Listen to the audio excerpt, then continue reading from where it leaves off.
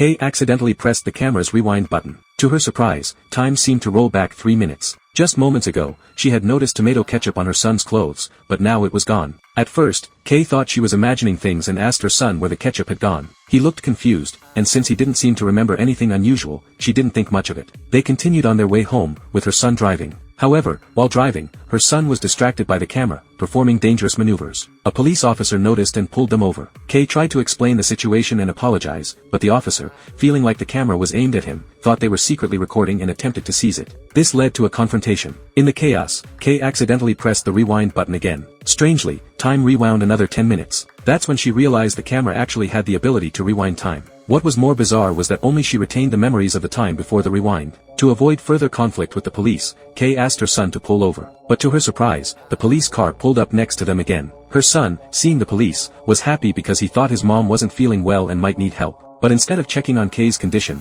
the officer simply warned them about parking in the middle of the street and demanded they move the car. This angered her son, who was ready to argue, but before he could step forward, the officer drew his gun. Just as he was about to pull the trigger, Kay pressed the rewind button again. This time, time rewound to when they were at the restaurant. Kay, relieved to see her son unharmed, finally felt at ease. But when she looked around the restaurant, she saw the same police officer who had been causing them trouble. It all clicked. The police had been watching them the whole time. Determined to handle the situation differently, Kay decided to take the initiative. She walked straight toward the officer, introduced herself and her son with a smile, and thanked him for keeping everyone safe. Kay worked hard to leave a good impression on the officer, hoping it would spare her and her son from further trouble. The officer, softened by her praise, smiled back. They ended up chatting, and Kay even invited him for a slice of fruit pie. They parted on good terms, and Kay thought they had finally escaped the police. But as they prepared to leave, the officer stopped them again, this time demanding to see the purchase receipt for their car. Furious, Kay snapped back, asking who would carry a car purchase receipt with them at all times. Just as tensions were about to boil over,